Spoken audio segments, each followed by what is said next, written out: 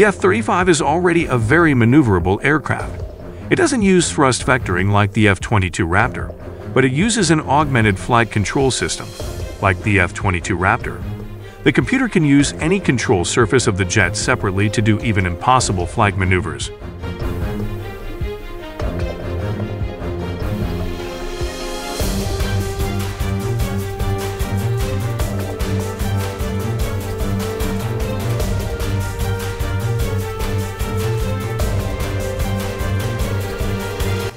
Like this, the F-35 can perform post-stall maneuvers, an insane angle of attack, which is several degrees higher than the F/A-18 Super Hornet.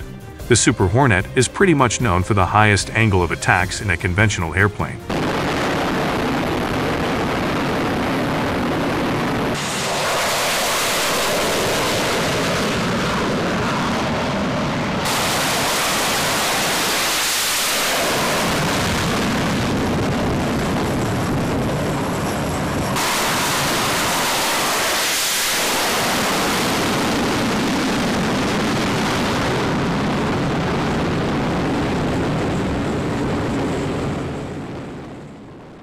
There has been rumors of the use of the thrust vectoring of the Harrier. However, all research proved that it has been never really used in combat.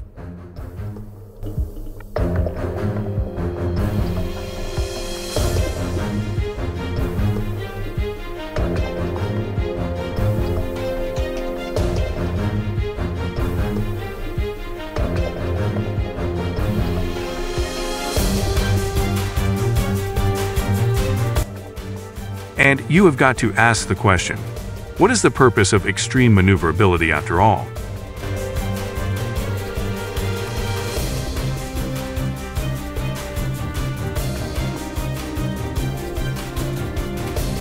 The Lightning I has its DAS system and sensor fusion. Hence the pilot can lock other airplanes even if they are not in visual range, or if literally the body of the jet is hindering the view on the target. And high off-bore missiles can be shot, even if the jet is not perfectly aligned towards the enemy jet. Most engagements, or even practically all engagements, are happening BVR. Again, super maneuverability is not advantageous here. And the loss of situational awareness when dogfighting is a far bigger factor than having a jet which doesn't turn as fast as the enemy. So, why?